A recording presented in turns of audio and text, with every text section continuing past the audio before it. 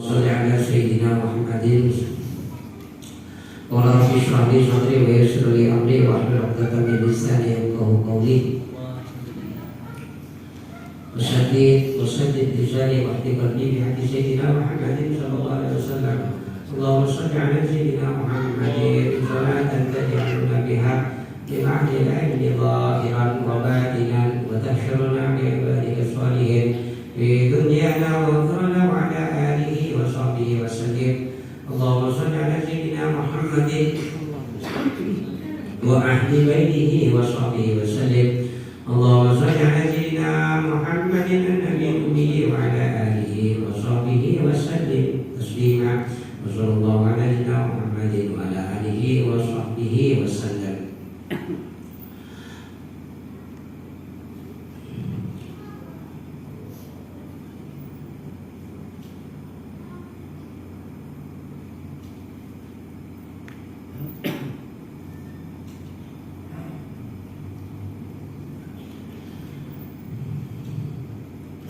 Wa minha ma fiha min syukril wasisati fi ni'amillahi alaina al-ma'muri bi syukrihi. Ini masih bahasan tentang faidah sholawat. Jadi faidah sholawat, di antara faidah sholawat adalah membaca sholawat itu adalah bersyukur kepada nikmat Allah. Jadi ma fiha min syukril wasitah fi anillahi ta'ala. Jadi saat membaca sallallahu ala Muhammad, sallallahu ala Muhammad, itu adalah bersyukur terhadap wasitah perantara yang Allah kasih kepada kita. Kita dikasih Nabi Muhammad sallallahu alaihi wasallam. Kita tidak pernah minta jadi umat Rasulullah, tapi Allah jadikan kita umat Rasulullah. Itu nikmat terbesar. Tidak ada nikmat sebaik-baik nikmat melainkan Rasulullah. Jadi Rasulullah nikmat terbesar. Jadi bapak-bapak dan saya jadi umat Rasulullah itu sudah kelebihan tersendiri yang ditentukan oleh Allah. Maka di saat pembahasan ruh, saat ruh kita diciptakan dulu oleh Allah di zaman azali, itu tandanya ruh kita melihat Rasulullah. Maka dikatakan dalam sebuah keterangan, barang siapa yang waktu penciptaan ruhnya melihat Rasulullah, maka besok dia akan menjadi umat Rasulullah. Saat di dunia dia akan menjadi umat Rasulullah. Mudah-mudahan kita jadi umat Rasulullah sampai meninggal. Maka dalam khotib itu ada bacaannya, dan dia diwali kaumina ala dinil Islam 7 kali. Wahai dan yang memiliki keagungan dan kemuliaan, mitna ala dinil Islam, matikan kami dalam keadaan beragama Islam. Maka kata pengarangnya, penyusunnya Habib Abdullah bin Al-Haddad, barang siapa yang melazimkan ini, mendawamkan, melanggengkan, tiap hari baca, kalau seminggu sekali, maka orang itu akan mati dalam keadaan husnul khotimah. Itu yang penting, kita mati husnul khotimah. Tak ada mati yang lebih baik daripada baik husnul khotimah. Lawannya su'ul khotimah. Su'ul khotimah itu mati dalam keadaan kafir, tidak bawa iman. Maka ia memang mengamalkan ini. Jadi di luar itu ada tulisan, ada keterangan. Itu ada keterangan dari keterangannya, fadilah keutamaan membaca Ratibul Khatam. Nanti sambil dibaca saja. Fama min nikmatillahi alaina sabiqatin wa lahiqatin min nikmatil ijad wal imdad fid dunya wal akhirah illa wa huwa sababu fi wusuliha ilaina wa ihra'iha alaina. Jadi bahasa tadi nikmat di dunia dan di akhirat tidak ada yang lebih melebihi Rasulullah SAW. Rasulullah itu hidup, itu nikmat bagi kita. Meninggal juga jadi nikmat bagi kita. Jadi kehidupan Rasulullah itu adalah nikmat terbesar. Ketiadaan Rasulullah, wafatnya Rasulullah itu adalah musibah terbesar. Jadi ada orang bertanya, kenapa nggak ada haul Rasulullah? Kalau kiai itu kan biasanya haul pertama, haul kedua. Haul itu adalah hari di mana ia meninggal. Haul ke-1, haul ke-2, 3 dan seterusnya.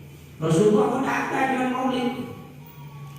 Dikatakan bahwasanya kematian Rasulullah itu menjadi sesuatu agar orang yang tidak percaya kepada Rasulullah itu tambah tak percaya.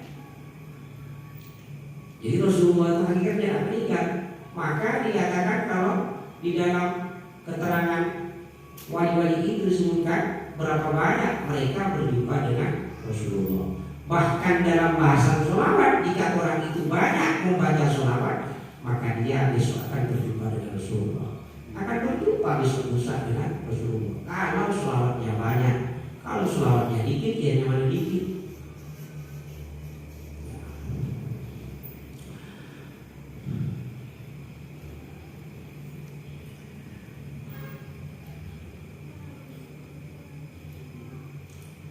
Wa in ta'uddu nikmatallahi la tuhsuha fa wajaba haqquhu sallallahu alaihi wasallam alaina wa wajaba alaina fi syukri nikmatihi alla naftar an sholati alaihi ma'a dukhuli kulli nafsin wa khurujihi.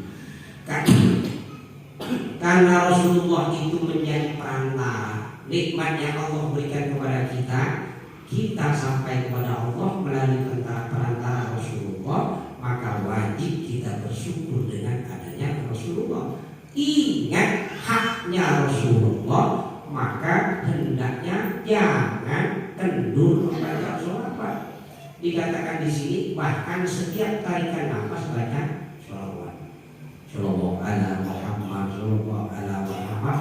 Atau baca sholawat pendek, Allahumma sholli ala sayyidina Muhammad wa ala sayyidina Muhammad. Jadi perantara kita sampai kepada Allah ya Rasulullah. Kita sampai kepada Rasulullah adalah guru. Guru menyampaikan kepada guru pada Rasulullah. Rasulullah menyampaikan kita kepada Allah. Maka itu dikatakan nikmatul wasithah, nikmat perantara. Bahasa wa in ta'uddu nikmatallahi la tuhsuha. Banyak Rasulullah itu memberikan petunjuk kepada kita berapa banyak jalan yang ditunjukkan oleh Rasulullah. Kalau terkait dengan anggota tubuh, Allah menyebutkan wa in ta'uddu nikmatallahi la tuhsuha. Jika kalian menghitung nikmat Allah, satu nikmat Allah la tuhsuha, niscaya kalian tidak akan bisa menghitung. Maka tidak akan bisa menghitung. Contoh kaki, kita hitung saja kakiku. Allah memberikan kita nikmat kaki sekarang, kita hitung. Bisa pergi ke pasar, bisa shopping, bisa ke mall, pokoknya bisa mana-mana. Sebab satu kaki tidak bisa dihitung lagi nikmat itu. Kemudian lisan, berapa banyak lisan ini bisa menikmati nikmat Allah. Lisan bisa merasakan manis, lidah bisa merasakan panas, lidah bisa merasakan dingin, lidah merasakan pahit, lidah merasakan masam, dan banyak sekali. Maka Allah sebut wa in ta'uddu nikmatallahi la tuhsuha. Tidak bisa dihitung. Maka yang kita berhitung sama Allah, khawatir kita dihitung. Maksudnya bagaimana? Jangan dihitung-hitungan sama Allah. Kita itu tak pantas berhitung dengan Allah. Jalani saja hidup, apa yang diperintah lakukan sesuai dengan kemampuan. Tidak usah neko-neko. Wa minha ma fiha min al-qiyam bi rasmil ubudiyyah yakni imtisal amrihi ta'ala. Di antara faedah bersolawat adalah jika membaca solawat maka orang itu melaksanakan tanda penghambaan kepada Allah. Maksudnya bagaimana? Kalau kita berselawat sallallahu ala Muhammad, sallallahu ala Muhammad, tandanya kita melaksanakan perintah Allah. Allah memerintahkan dalam Al-Quran, innallaha wa malaikatahu yusholluna 'alan nabi ya ayyuhalladzina amanu shollu 'alaihi wa sallimu taslima. Sesungguhnya Allah dan para malaikatnya berselawat atas Nabi. Ya ayyuhalladzina amanu, wahai orang-orang yang beriman, shollu 'alaihi, berselawatlah atasnya, wasallimu taslima, dan ucapkanlah salam kepadanya dengan sebenar-benarnya salam. Jadi sebelum Allah menyuruh kita bersolawat, Allah dan malaikat sudah bersolawat duluan kepada baginda Rasul. Selawatnya Allah bagaimana? Apakah selawat Allah itu dikatakan rahmat wa takdiman. Allah menambahkan rahmatnya kepada baginda Rasul tambah banyak. Pengagungan Allah kepada baginda Rasul ditambah lagi. Itu namanya selawat.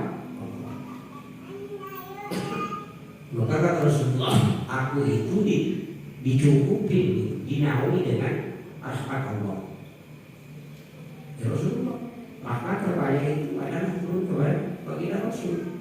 Nah kalau bahasan sehari semalam turun 1000 rahmat, diulang lagi seperti kemarin, 1000 rahmat Allah turunkan sehari semalam.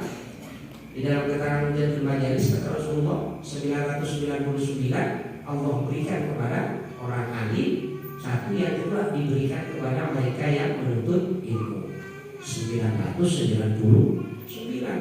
Yang satu diberikan kepada selain itu, bukan orang alim, bukan orang mengajar, bukan orang mencari ilmu. Maka kalau ibu-ibu malam Jumat depan, apa niat saya pergi ke majelis zikir sekaligus mencari ilmu Allah, cari ilmu Allah ditambah biar pahalanya berlipat-lipat. Maka kita yang di sini itu tidak akan bisa menyamai orang-orang alim yang mengajar di pesantren, kiai, ustaz, santri yang ngaji siang malam, tak akan bisa menyamai. Mengapa? Mereka itu dari bangun tidur sampai tidur lagi ngaji terus. Nah kita ini kan enggak, ngajinya jarang-jarang. Ngajinya sebulan setahun sekali ya. Kalau ngaji Quran kan diajak ngaji dan diminta dari kita kan. Yuk ngaji, udah cukup dan udah cukup. Padahal kata Rasulullah, betul-betul iman dengan mahdi dan lahdi, mulai dari buaya sampai tinggal. Mudah-mudahan kita mampu untuk ilmu sampai itu. Amin. Jadi barang siapa yang berselawat, selawat itu tandanya melaksanakan tanda penghambaan kepada Allah. Jadi kalau kita menghamba kepada Allah, berbakti kepada Allah, salah satunya adalah melaksanakan perintah Allah, berselawat kepada Rasul. Orang berselawat itu tidak akan pernah merugi, karena selawat itu hakikatnya adalah kembali kepada orang itu. Jadi ibarat air. Jadi dalam kitab disebutkan ibarat air. Rasulullah itu kan tidak penuh. Kalau ibarat gentong, Rasulullah tidak penuh dengan rahmat Allah, penuh terus. Maka di saat dibacakan selawat, maka air itu ditambah terus. Maka saat dia penuh, maka akan tumpah, meluber. Maka luberannya itu kena kepada kita. Itu yang diharapkan maksudnya dari membaca selawat.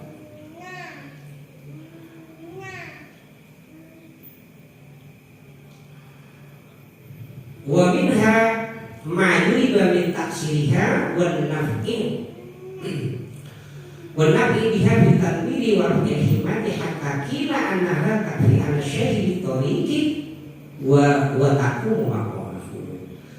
Membaca sholawat itu diantaranya adalah yang pernah dicoba, asalnya bekasnya adalah sholawat itu memberikan manfaat yang banyak terhadap penerangan hati.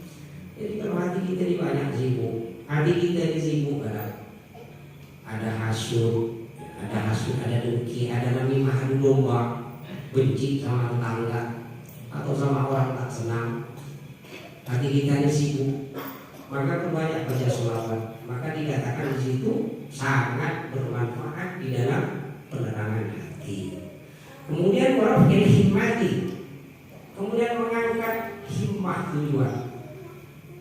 Kalau ibu-ibu bapak-bapak punya tujuan, haji mama, kita kepikiran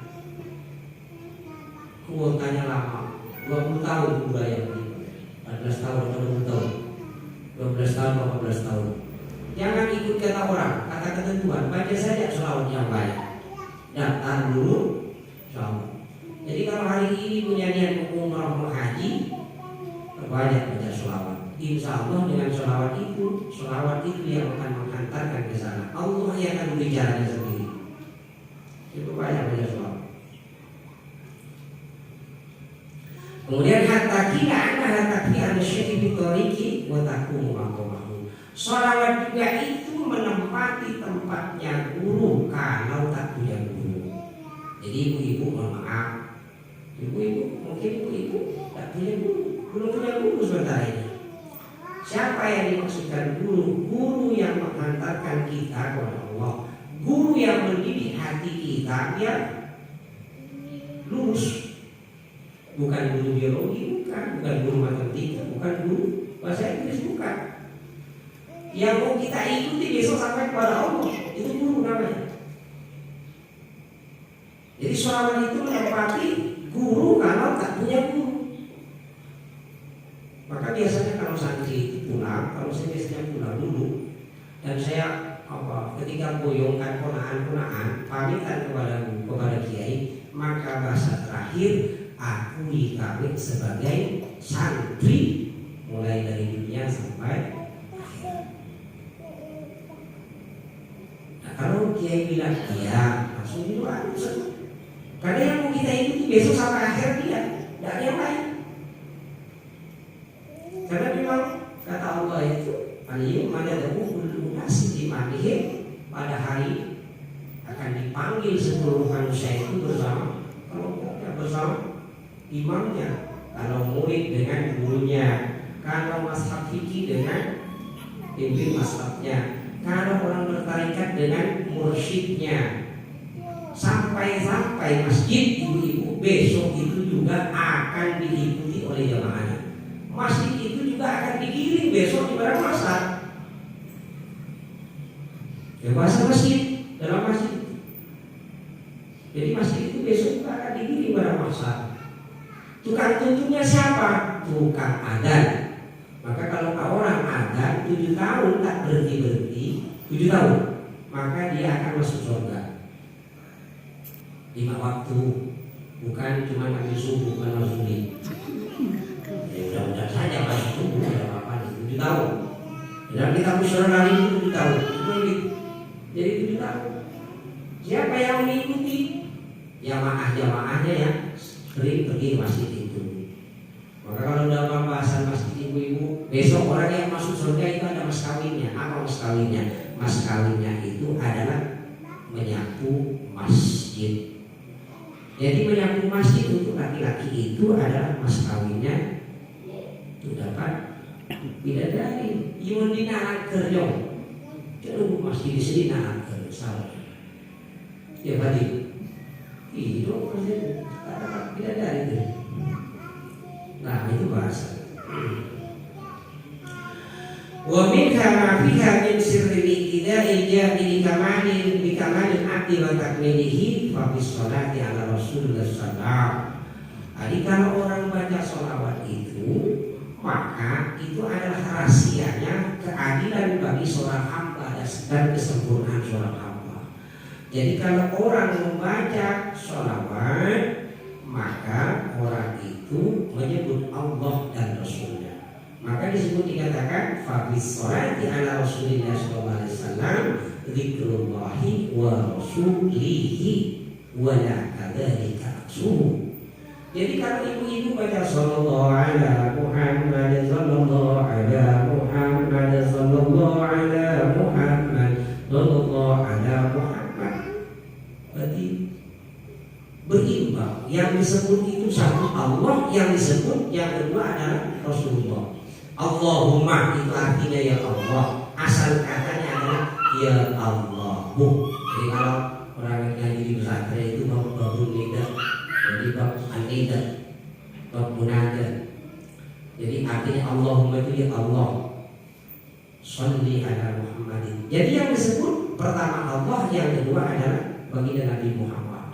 Maka orang yang membaca sholawat berimbang, dua yang disebut dapat dua-duanya, nyebut Allah dan nyebut Rasulullah. Wala kadzalika aksuhu, tidak sebaliknya. Kalau berzikir la ilaha illallah, la ilaha illallah, la ilaha illallah, atau nyebut Allah, Allah, Allah, itu cuma satu, disebut cuma Allah. Tapi kalau membaca Allahumma sholli ala Muhammad, maka dua yang disebut.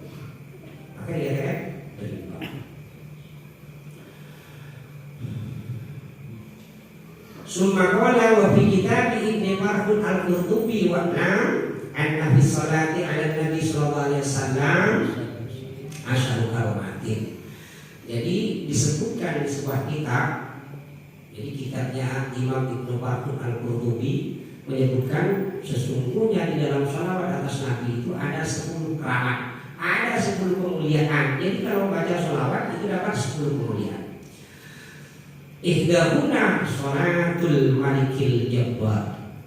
Jadi kalau baca sholawat pertama akan mendapatkan sholawatnya Allah. Jadi saat baca sallallahu ala Muhammad berarti Allah bersolawat kepada kita 10 kali. Man shalla alayya marratan wahidah sallallahu biha alaihi asyra. Sallallahu alaihi biha asyra, kata Rasulullah. Barang siapa bersolawat atasku sekali, maka Allah bersolawat atasnya, sebab satu solawat dibalas dengan 10 kali. Maka itu dikatakan dapat solawatnya Malikil Jabbar. Wasani syafa'atul nabiyil mukhtar. Orang bersolawat itu akan memperoleh syafaat baginda Nabi SAW. Tidak ada lain yang ingin dicapai besok pada masa itu kecuali syafaat Rasulullah. Rasulullah itu pernah berkata, dawuh baginda Rasul kepada nyainya Sayyidatuna Aisyah, celaka orang yang tidak melihat aku besok, kata Rasulullah. Celaka orang al-wailu liman lam yarani. Kecelakaan bagi orang yang tidak melihat aku, kata Rasulullah. Sayyidatuna bertanya, siapa itu orang Rasulullah? Tidak bisa melihat engkau. Al-bakhil, kata Rasulullah, orang pelit. Orang pelit. Sayyidah Aisyah bertanya lagi, siapa yang dikatakan pelit? Orang pelit itu orang yang namaku disebut dia tidak bersolawat kepada aku. Maka kalau besok-besok atau nanti ada nama Rasulullah disebut, maka jawab Allahumma sholli ala Muhammad wa ali Muhammad. Jadi Rasulullah disebut. Jadi saat nama baginda Rasul disebut, maka harus bersolawat. Kalau tak bersolawat, maka orang itu dikatakan bakhil. Bahkan di dalam kitab ini juga, saat nama baginda Rasul disebut tidak menjawab, tidak bersolawat, maka dosanya dihitung dosa besar. Besok tidak akan melihat baginda Rasul. Dan kecelakaan yang paling besar besok di pada masa itu adalah tidak bisa melihat Rasulullah. Mudah-mudahan kita bisa melihat baginda Rasul. Wasadisu al-iqtida'u bil malaikatil abror. Sholawat itu membaca sholawat. Karomah yang ketiga, kata Ibnu Marhun itu, membaca sholawat adalah ikut kepada malaikat yang bagus-bagus. Malaikatil abror. Jadi ikut malaikat semuanya. Maka kalau orang bersolawat itu, kalau kita bercerita membahas tentang mati itu kan sakit luar biasa. Tapi malaikat maut itu berjanji Rasulullah akan menjawab sepelan mungkin bagi mereka yang berselawat kepadamu ya Rasulullah. Tenang saja, akan dicabut sepelan mungkin. Malaikat Jibril berjanji kepada Rasulullah, besok umat Rasulullah yang banyak pada selawat saat melintasi jembatan Siratal Mustaqim, malaikat Jibril berjanji akan membawa orang itu. Tenang saja, yang penting baca sholawat. Tenang, Siratal Mustaqim. Ya, hampir selesai. Kemudian warrabi'u mukhalafatul munafik. Mukhalafatul munafikin wal kufar. Jadi yang keempat itu perbedaan atau menyadari orang-orang munafik dan orang-orang kafir. Maksudnya bagaimana? Orang yang bersolawat maka Allah akan hapus darinya tulisan nifak di jidat. Orang yang banyak membaca sholawat di jidatnya oleh Allah itu dihapus dengan tandanya nifak. Tak bisa melihat kecuali mereka yang Allah izinkan melihat. Di antara bisa melihat itu adalah para wali Allah. Maka ngeri-ngeri sedang kalau kita soal kepada wali-wali Allah ada. Karena wali-wali Allah itu Allah berikan pandangan, Allah buka pandangan mata batinnya. Biasanya orang itu tampak berdasarkan perbuatannya. Ini biasa begitu. Nah, kalau baca sholawat, maka sholawat itu menjadi pembeda si pembacanya dengan orang-orang munafik dan orang-orang kafir. Orang munafik tak suka baca sholawat, apalagi orang kafir. Wal khamisu mahbul khataya wal auzar. Yang kelima, keramat yang kelima membaca sholawat adalah sholawat itu dapat melebur kesalahan dan dosa-dosa. Jadi kesalahan dan dosa-dosa kita ini banyak. Dari bangun tidur sampai tidur kembali itu banyak. Maka baca sholawat itu bisa melebur kesalahan dan dosa-dosa. Maka kalau bangun tidur ibu-ibu ingat ada doanya sedikit betul, tapi bagus betul. Rasulullah mengajarkan kalau bangun tidur itu baca Subhanaka la ilaha illa anta ighfir. Apa ya? Subhanaka la ilaha illa anta ighfir. Nanti nanya sama mana Bu Iis. Kalau ibu tak apa nanti nanya sama Bu Iis. Subhanaka la ilaha illa anta ighfir. Kata Rasulullah, barang siapa yang membaca ini setelah bangun tidur, maka orang itu dosanya itu mengelupas dari dirinya, sebagaimana ular itu kulitnya mengelupas dari dirinya. Jadi bangun tidur, setelah itu baru baca Alhamdulillahilladzi ahyana ba'da ma amatana wa ilaihi nusyur. Itu yang biasa kita baca.